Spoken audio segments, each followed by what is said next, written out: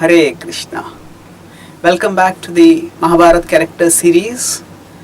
We are discussing the life of Bhishma, and we finished the discussion of the battle of Virat and how Bhishma refused to let Duryodhana again use the dates as a tactic to reject their claim to the kingdom.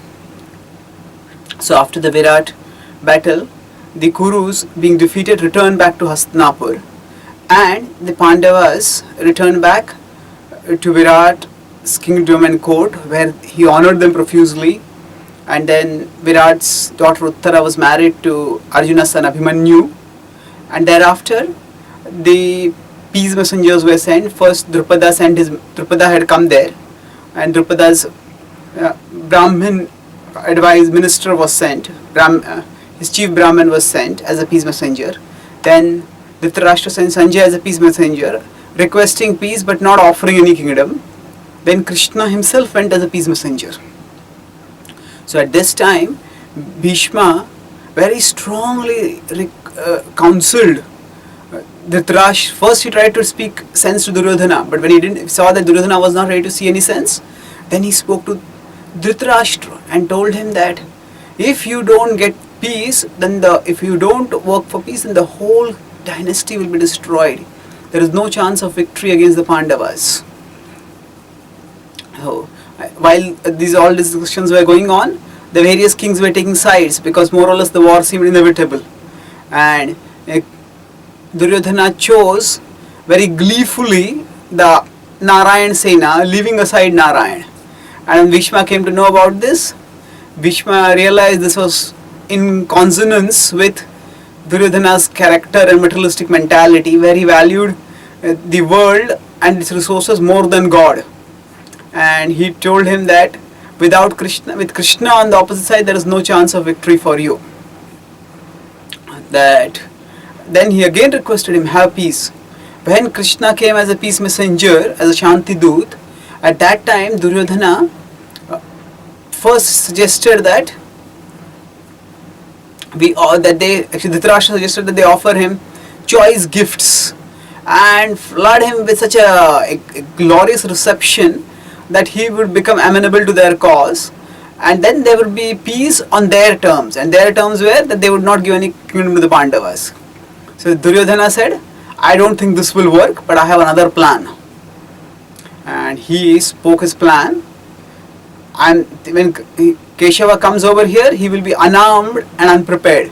We will arrest him, and if we arrest him, then with him out of the war, the scales will tilt dramatically in our favor, and the Pandavas will be so grief-stricken that they will lose their morale to fight also.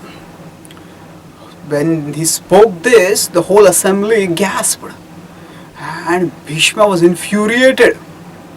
He said, what you are contemplating is immoral beyond words. First of all, it is the time-honored Kshatriya code that a messenger is never to be harmed, because the messenger doesn't intend any harm. The messenger, the Duta, is always to be honored, and all the more so when the messenger is as respectable as Krishna. First of all, he is our relative, he is our well-wisher, and he is such an exalted person. What you are contemplating is too terrible beyond words. And Bhishma said, I cannot hear this anymore. I will be no part of this. And he strode out of the assembly in silent fury after that. Of course, Duryodhana, because of his attachment, did not pay any attention to all this and continued with his evil plans. And we will discuss, when we are talking about Duryodhana, how his plan was foiled by Krishna's displaying the Virat Rupa. But here we are discussing how Bhishma did whatever he could to stop Duryodhana from his evil ways. But Duryodhana was set in his stubborn obstinacy. And then finally the time of the war came.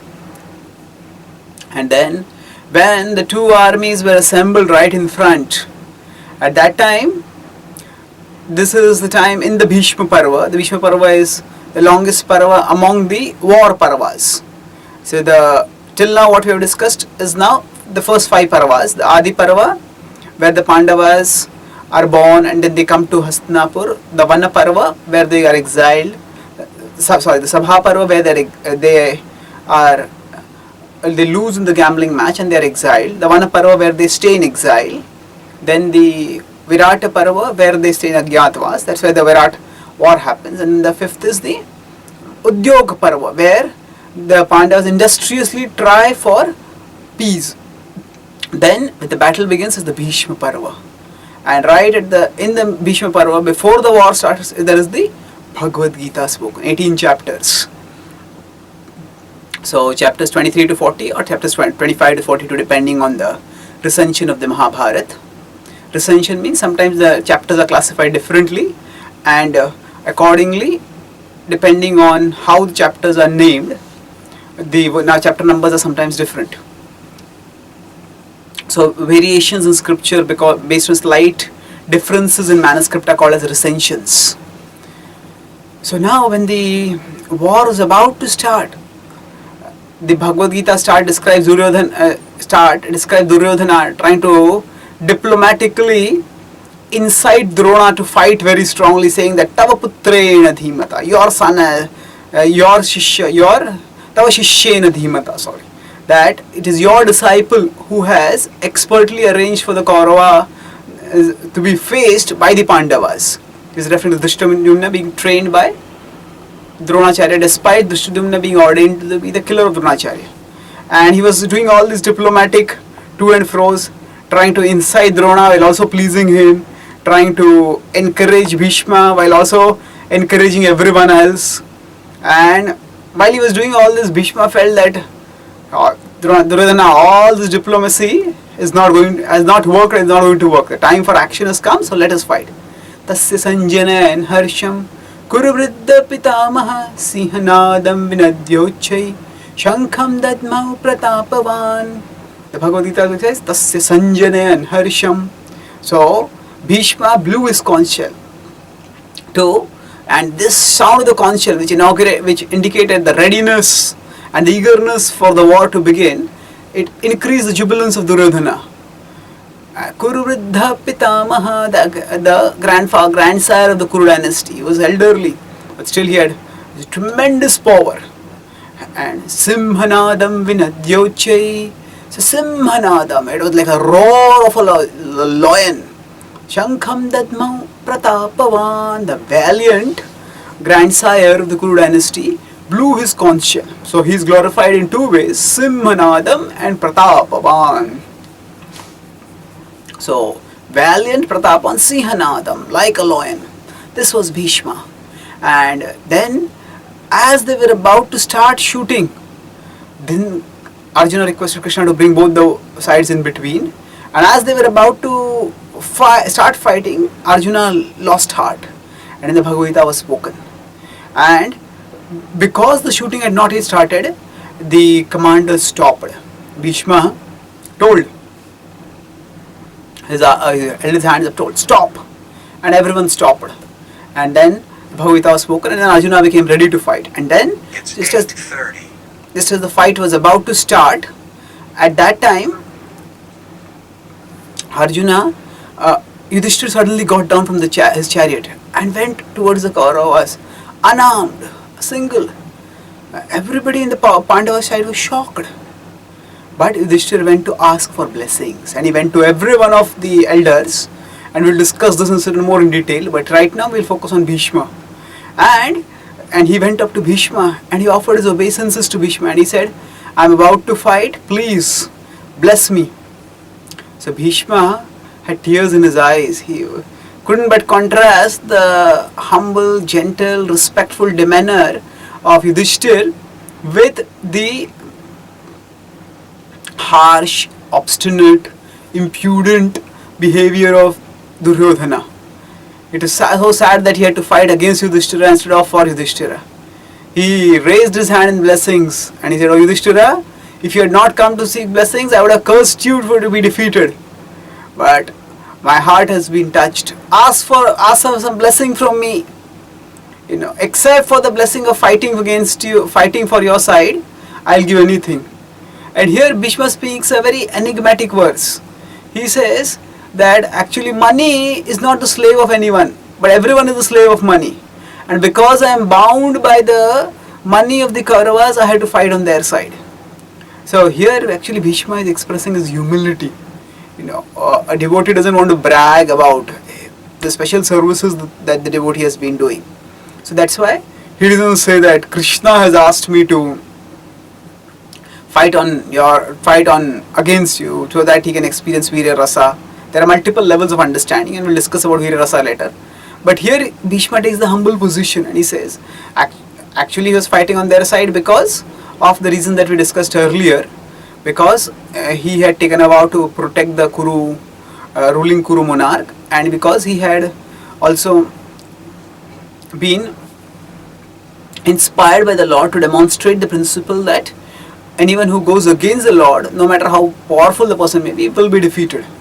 But he did not speak this out of his humility, feeling that he was not able to assist the Pandavas in the virtuous cause. He ascribed his unwillingness to his bondage to wealth. So that is actually a very superficial reason, because Bhishma was the elder in that family, and it was not that he was bound by their wealth. He had actually taken care of all of them. But anyway, as they went forward, as this conversation went forward, Pandavas, especially Yudhishthira, felt like their heart was breaking, that they had to fight against their venerable grandsire. And when he said, ask for some blessing, so Yudhishthira said, it is our duty that we have to fight against you, O grandsire, but no one in the world can ever defeat you. So how is it possible that we will ever be able to overcome you? And Bhishma stood firmly in his chariot with his bow in his hand. He said, as long as my weapons are raised aloft, nobody can overcome me. And as long as I am fighting on the side of the Kauravas, there is no way you can win. So strive at most to defeat me, but know that how I will be defeated, the time has not yet come for me to be defeated. So how I will be defeated, ask this question to me at another time later, and I will tell you at that time.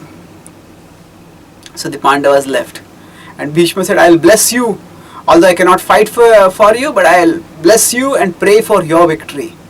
So this is the extraordinary nature of this war, that their hearts were on the side of the Pandavas. This happened with Bhishma, this happened with Drona also, and even to Krupa also. But Bhishma had to fight on the side of the Pandavas. And then when the war started, the first day Bhishma was utterly unstoppable. He just charged around the war field, and he seemed to be like a fire that was consuming dry wood. Wherever he went, the Pandavas' ranks just shrank, fled, or were killed. So finally Abhimanyu came, and all the warriors on both sides had been assigned different warriors to fight with. But Bhishma broke the ranks. He was alone overcoming the Pandava warriors. So Abhimanyu came, and he heroically fought against Bhishma, and he fought so fiercely that Bhishma was completely checked. And then as Bhishma was checked, Shalya came to assist Bhishma. Actually, before the war started, one more important incident had happened, because of which Karna was no longer in the war fray. So before the war started, Duryodhana asked Bhishma to assess the warriors on both sides. Actually, he wanted to make sure that Bhishma would be firmly committed to his side. So he told Bhishma that you become my commander. And of course Bhishma was the foremost warrior, and he was also in age the senior most. So it was natural that he would become the commander.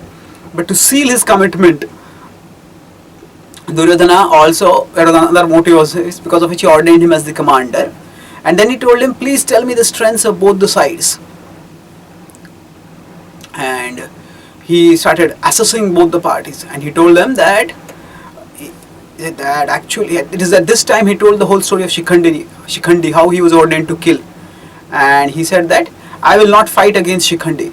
If he raises weapons, I will not counter the weapons, because I see him for what he was in his previous life, that is the woman Amba, and therefore I will not fight against him. He said, I will fight only according to the codes of Kshatriya. Yes. And Bhishma and Drishtadyumna met before the war, and they both agreed that they will fight according to the Kshatriya codes. But Drishtadyumna was perceptive. He knew that the Kauravas would not hesitate to stoop to low means to achieve their ends. So he told that we will not be the first to violate the Kshatriya codes. But if the Kauravas violate the Kshatriya codes, then we will not hesitate to violate in retaliation. Bhishma agreed. So while assessing the armies, Bhishma reminded that everybody should fight by fair means. And he told that on the side of the Pāṇḍava of Kauravas, there was himself, Drona, Kripa, Ashwathama, Bahalika, Shalya, Krutavarman, all of them were Maharathas. And he said, Duryodhana, you are also a formidable mace warrior. Dushasana is also a great warrior. And while he was assessing all this, he came to talk about Karna. And he said, normally Karna was also considered Atiratha. So there is Maharatha and there is Atiratha. And then below these is Ardharatha. So he said Karna is a Ardharatha because he has lost his kavacha, which has been taken away by Indra. We'll discuss that story later. And also because he has been cursed by a Brahmin as well as by Parshuram. Now these stories we'll discuss when we talk about Karna. So therefore he doesn't have much power and therefore he is Atiratha. When Karna heard this, he just leapt up in fury. He just couldn't tolerate. He said, what wrong have I done that you are always demeaning me like this? Why are you always deriding my prowess? I have always offered you respect and I always desire the good of Duryodhana. He said, then he got even more angry and he said that I believe that you are actually the enemy of the Kauravas in the guise of their friends. By assessing the various warriors in this way and by deriding some warriors, you are creating dissension in the forces. And by creating dissension, you are in this way undermining our party's unity. And then Karna just got carried away in his anger and he said further that, I can win against the whole Kaurava Pāṇḍava army, but when I fight and win by my strength, the credit when a war is won doesn't go to any individual warrior, it goes to the commander. And because you have discredited me in this way, therefore I don't want to give you credit for the victory that I attain. Therefore, as long as you are on the battlefield, I will not fight. Duryodhana was disturbed to hear this from Karna, but he also understood Karna's Kshatriya pride. And Duryodhana was calculatively thinking, Karna or Bhishma? He felt that Bhishma was far more experienced and Bhishma was far more expert, and he knew that Karna's commitment would always be there by his side. Now if he chose Karna now, then Bhishma would go away and Bhishma would not come back. But if he chose Bhishma, afterwards Karna would be there for him later. So he did not speak anything against Bhishma. And Karna said, I will not fight. So Bhishma got angry as Karna was going on his harangue like this. So Bhishma said, from the day you have appeared in the Kuru kingdom, you have brought inauspiciousness. Indeed, the whole Kuru dynasty has suffered one reversal after another since your appearance. And he said, I knew that this war was going to come and it is going to be a great calamity, and to take care of the Kaurava warriors and the Kaurava army is the responsibility that I have shouldered. And therefore, while doing this responsibility, I have no desire to sow dispute. And it is only because I desire the well-being of the Kaurava army that you live right now. He said, after the words that you have spoken, I can challenge you to war right now. Although I am old still, I can quench your desire for war and finish you right now. So Duryodhana got alarmed and he got up and says, oh, please calm down, please calm down. Oh son of Ganga, please calm down, Karna. He says, I need both of you. Please, the war is to be fought with the enemies, not among all of us. And Duryodhana very diplomatically calmed them down. And then after that, later on, Bhishma warned Duryodhana again. He said that among the Pandavas, Yudhishthir, although he is not so powerful as a warrior, but his strength is in virtue. He is a Mahabharata. And he says Bhima is filled with enormous power right from his birth, and he is now even more powerful because of his anger. You should be especially careful of him. And he said, Arjuna is the foremost warrior. He has performed great austerities, he has attained heavenly weapons on top of the formidable skills that he has as a warrior. He said that there is, and now that he has Narayan on his side, he says there is no warrior who can face Arjuna and counter him or even live. He said, oh Duryodhana, you should stay away from him. In the war, except for me and the preceptor, nobody will be able to combat Arjuna. As he described this, he felt the Kaurava warriors felt as if they were shorn of power. Duryodhana then kept talking and he asked him further, how long do you think it will take for you to finish off the whole army? So Bhishma said that, I'll fight diligently every day, exercising my full prowess. And he said, I can fight and kill the whole army, destroy the whole army in 1 month. Then he turned to the other soldiers and he says, Kripa said it will also take me 1 month. And then he turned towards, Drona said 1 month. Then Kripacharya said, it will take me 2 months. Then Ashwathama was very bold. He said, it will take me 10 days. And Karna, bolder still, he said, I can finish the whole army in just 5 days. So Bhishma snorted at him and he said, words are cheap. O Karna, we have yet to see your prowess in action in the war. And Karna could barely control himself. So this is the background before the war started. And so in the first day, Karna was not there. And although in the Bhagavad Gita at the start, when Duryodhana speaks, he mentions Karna's name. Bhavan Bhishmascha Karnascha. He mentions Karna's name because he's still thinking that although Karna is not in the war field, but Karna is still very much in his mind. And he knows Karna is on my side. So that's why he thinks about him and mentions him. Now after this, when the war started, Abhimanyu, using all his prowess, held Bhishma. And Bhishma, although he's fighting fiercely, but still he could not but feel joy and admiration and pride to see the heroism and the expertise of Arjuna's son. And as they kept fighting, then finally Shalya came to the assistance of Bhishma when Bhishma was temporarily overwhelmed.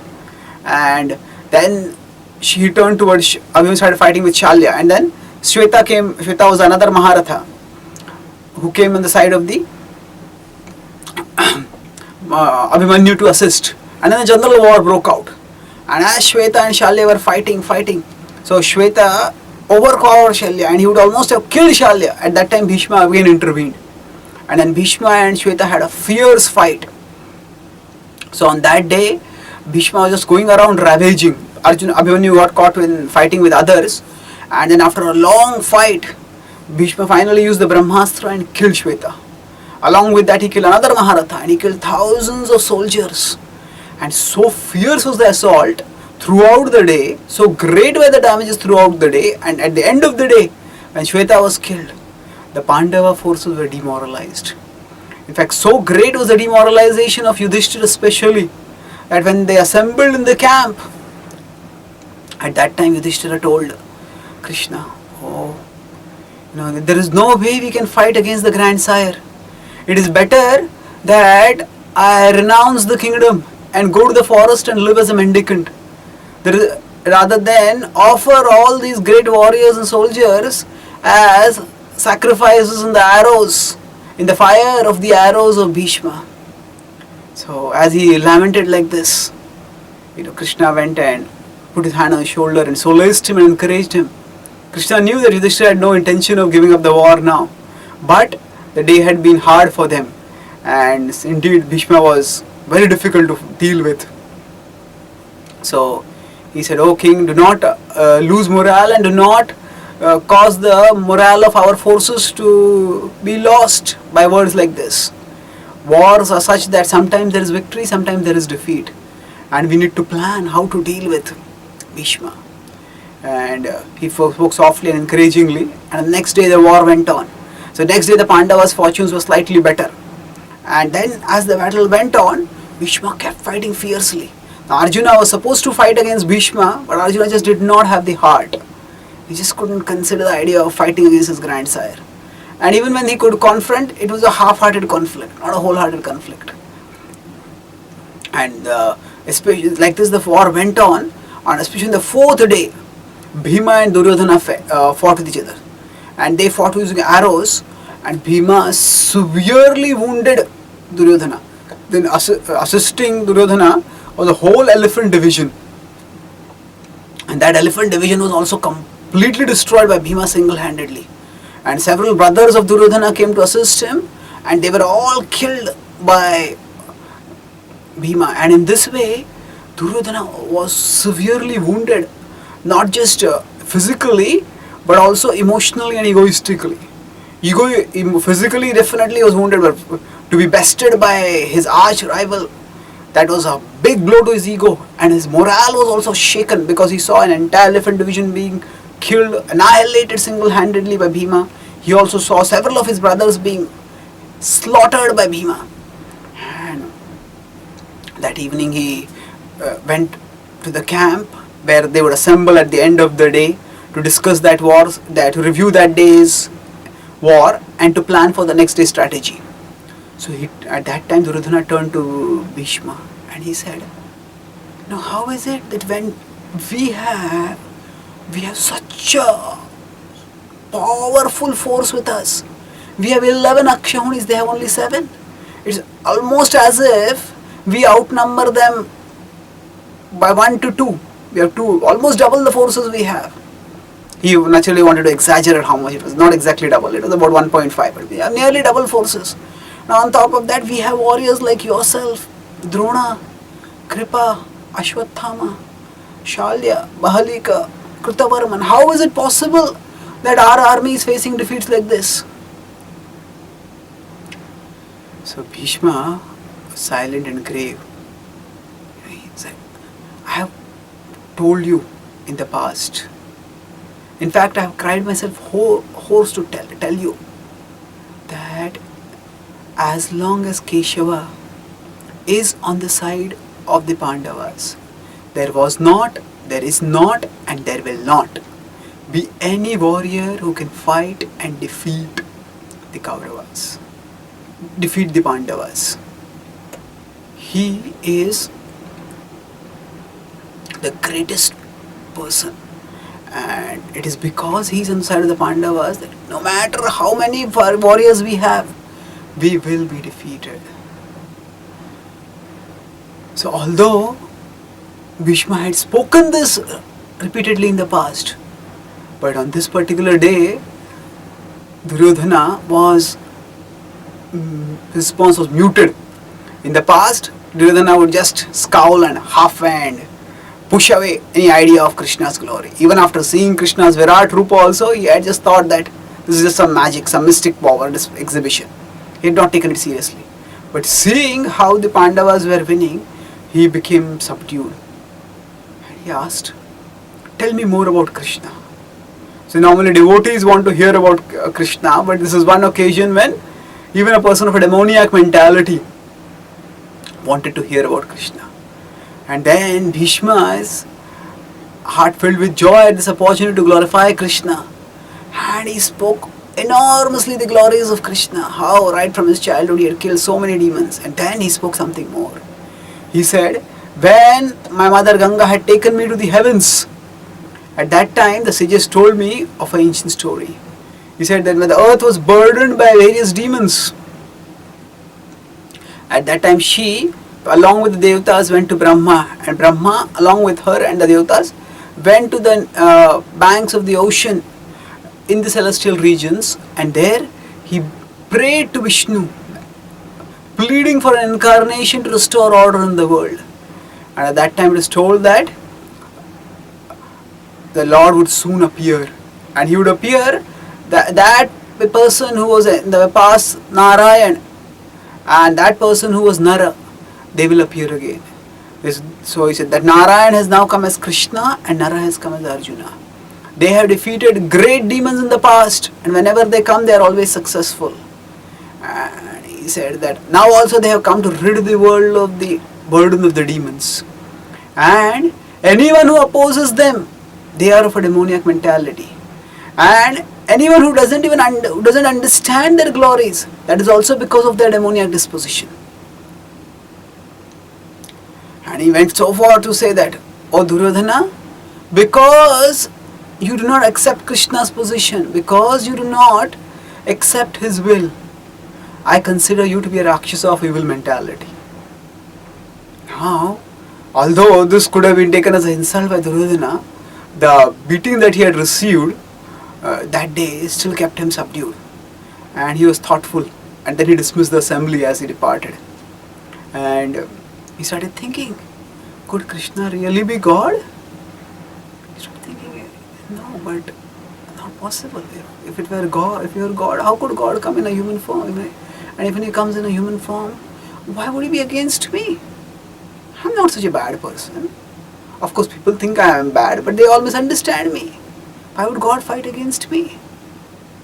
And as he thought like this, that night as he was sleeping, he decided that as he was sleeping, he just bowed down to Krishna. He said if he was God, there was no harm in bowing down to him. He did not want to bow down to his will. He was just bowing down to him. Maybe that would do no harm. Maybe it would bring me some good fortune to me also. So he felt, as he heard Krishna's glories and contemplated Krishna's glories, he felt a strange kind of peace overcoming him. A kind of peace that he had not felt for a long time. But his attachments were so strong that the attachments overcame his feelings about these feelings of submissiveness that were induced by hearing the glories of Krishna from Bhishma. And the next day he decided hostilities will continue. We will fight. Now that the war has been started, there's no way we can stop. And of course Bhishma knew this, but still he had spoken because he naturally liked to glorify Krishna, because he hoped that somehow Duryodhana might see sense and this deadly carnage could be avoided. So he had spoken. So Bhishma knew that the war would have only one end, and that would be the end of all the Kaurava warriors and the victory of the Pāṇḍavas, because Krishna was by their side. So what happened in the subsequent days of the war, we'll discuss in our next class. Thank you. Hare Krishna.